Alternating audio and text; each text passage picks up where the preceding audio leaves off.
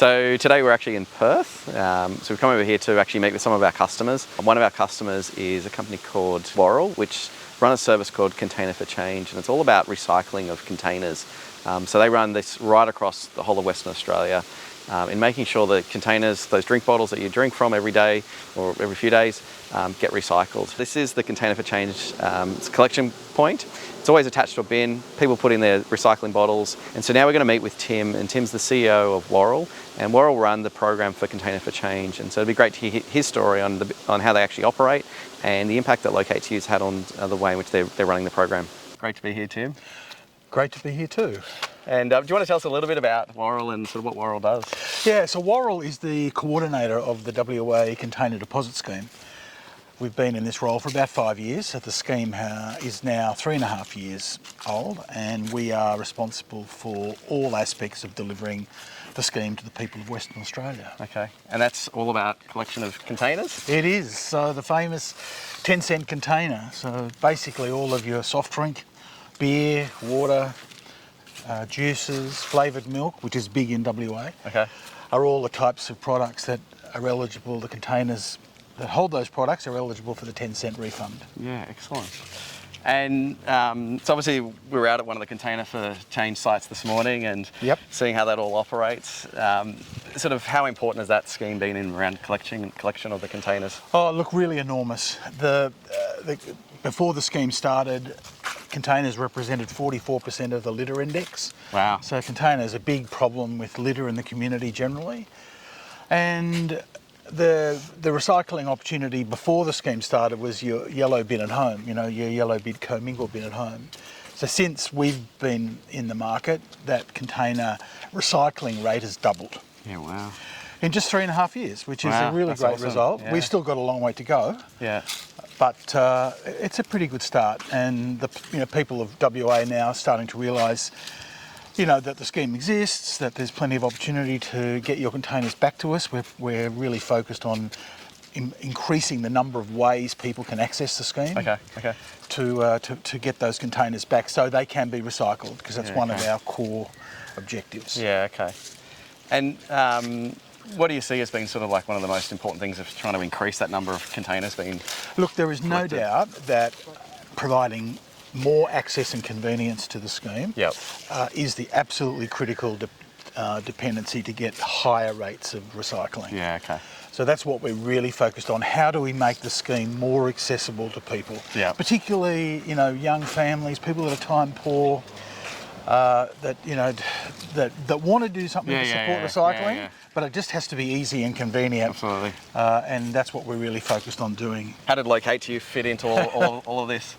Well, so we basically made a decision that everything we'd done was about you bringing the containers to us. Yes. But we realised that because people are time poor and there's so many competing priorities, that we actually had to take the scheme to the community. And what we did was built this app and this product called Collect, which is an on-demand collection service. So we will now come and pick up from you. Yeah, right. So obviously Locate2u is a very integral part of that solution and has enabled us to offer this fantastic on-demand collection service. It works in conjunction with our app and our website and portal, and through that technology we're able to just step change our ability for people to engage with the scheme. It's as simple as putting a collection event on the app, and presto, it'll all happen for you. Collection's going to happen for you.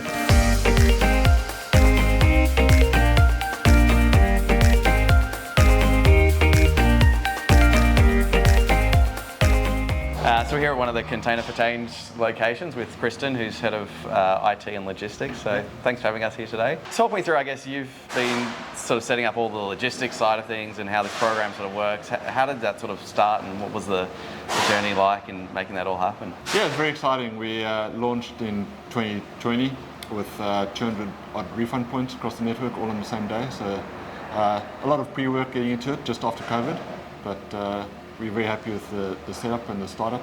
In this site, sort of what happens? People come in here and drop off their containers? Yeah, so this is what we call a depot. Consumers bring their containers in here, drop them in the bin, count them or feed them to the machines. They're counted and sorted at the back end.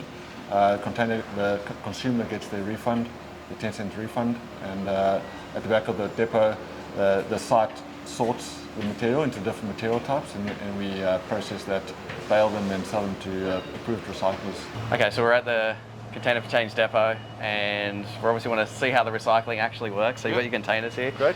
Yeah, I'm keen to see, this is obviously where everyone puts it in, and this is the start of the journey for the container and the logistics, right? Yes, super easy. Dump the containers in here, and there's technology at the back end that determine what the different material types are. Yeah, okay. And separate it into that infrastructure. And the noise, is that the squashing of the container? The noise is actually an air jet that's pushing it into the right bin, so it's identifying that it's PT clear, and the air jet is pushing the container off the conveyor into the right bin. Yeah, cool. And is it figuring out the container based on a visual of it, the sort of video? Yeah, so in our depots we have a couple of different ones. This one is a visual, a camera visual. We have barcode scanners at RVM kiosks, and then at the manual depot is actually an operator that's physically eyeballing it and sorting them out for you. So, different horses for different courses, different ways to return, different people. Some people prefer this. The kids enjoy feeding the machines. Yeah. Some people like dealing with a personal operator. Yeah, okay. Yeah, awesome. Freedom of choice, really. Yeah, cool. Excellent. So at the beginning, you needed to find some logistics software to sort of help you sort of figure things out and manage all the moving parts. What was the process that you went through in identifying a solution? Yeah, so as a scheme coordinator, we don't actually own any of the depots or the logistics network. We've subcontracted that out to service providers. But for us to manage our billing and our proof of work and our support to the network, we needed a system to manage our freight management system. So we use that to capture for the drivers their work, their routing for the day, optimize their route, get them to go into the refund points, and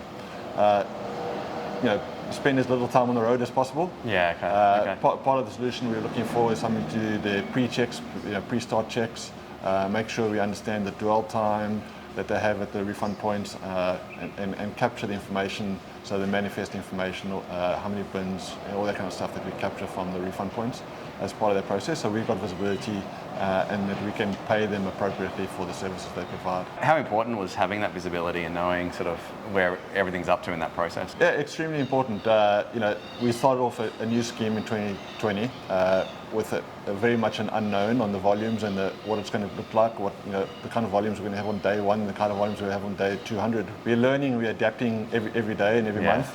The volume keeps on growing, and we keep on having to adapt our schedule, making sure we have enough infrastructure, enough support to the facilities, the depots, so that we can make sure that they are cleaned out and that the consumers can continue to bring their containers in. Like from an IT and technology point of view, like how important do you feel that's from a scaling point of view and being able for the business to scale and manage the processes? Yeah, super important. We've worked with you guys via APIs and integration into our system, into our manifesting, and to our driver apps and that kind of stuff. We believe we've got a setup now that can scale across the network. It can scale with volume, can scale with more additional refund points, more coverage. We've also used it in our collect solution. So we're very comfortable where we're at with the technology that we've implemented, that it is scalable and it's robust and secure. Yeah. We're very comfortable where we are now. Obviously rolling out technology takes time, and there's always, takes longer than you're expecting, and there's always little speed humps along the way. How did you sort of find the process of rolling out Locate2u side of the business? We had a tight timeline, tight turnaround. We went to the market to look for some opportunities for some service providers. Yeah. We were aware of you guys, so we reached out and we reviewed a couple of off-the-shelf solutions. What attracted us to Locate2u was the ready-made solution that you had, the experience. We didn't want to reinvent the wheel, and the ability to adapt what could have been an off-the-shelf solution to have a bit of customization and to suit our network, because our network is very different to your standard delivery pickup service. It's almost like a reverse logistics solution, and we did have a relatively quick timeline that we were working to, and some quick demands, but we're happy we delivered on time, in budget. So yeah, cool. very happy. So people sort of listening, like, how long was that time frame in sort of from the starting point, from speaking to us to actually getting operational? It's a bit of a blur, but I think it was about 4 to 5 months. It was pretty quick. Yeah. One of the great sort of mysteries of life is why people don't realise that all of their containers are recyclable and make the effort to do that. It's all eminently recyclable material. For all of our glass, we're achieving bottle-to-bottle recycling, which from a carbon footprint perspective is a fantastic result. So almost all the glass we collect through our refund points is going to Adelaide and being turned into new glass bottles at a vastly better emission footprint than would be the case otherwise if virgin material was being used. And we're about to try and expand that to other material types, to clear plastic, PET and aluminium, to get more of that circular economy outcome. So if you care about sustainability issues, which we do very much, and it's core to our being, then the more we can collect, get it into our system, because of the separation of the material is at a very high level of integrity. It makes the material easier to use, better to use if you're reprocessing it. It's not contaminated, basically. It's free from contamination. And for recyclers who are using the material, want to buy the material because their customers are demanding more recycled content in end products, then this becomes an incredibly important determinant. So it's really, I'm really proud of what we've built and the results that we're achieving so far, and then hugely sort of enthusiastic and optimistic about what the likes of Collect and other initiatives we're working on will do to sort of add more ease and convenience to the scheme, make it easier for people to participate, more of those containers coming back, more recycled, more benefit going into the community. Absolutely. Oh, that's great. Well, thank you so much for sharing the story, and great to see the impact Locate2u is having on the business, and really appreciate your time. Great pleasure.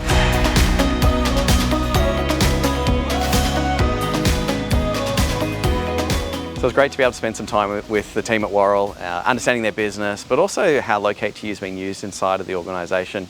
We spend a lot of time building our software, but there's nothing like coming to an office or coming to an organisation and actually seeing how Locate2u is being used inside of a business, but also the impact that Locate2u is having and allowing them to actually do the recycling and collecting all these containers throughout WA.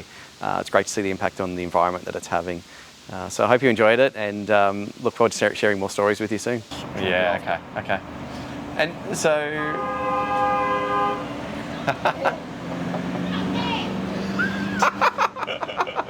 That's perfect. Road rage. I need to actually be about this close to you guys. Okay. And they're squinting? You're squinting. Yeah, I know. It's annoying. That's my overcast. Well, do you want me to turn the weather for you? Yeah, can you? Can you just turn the brightness down?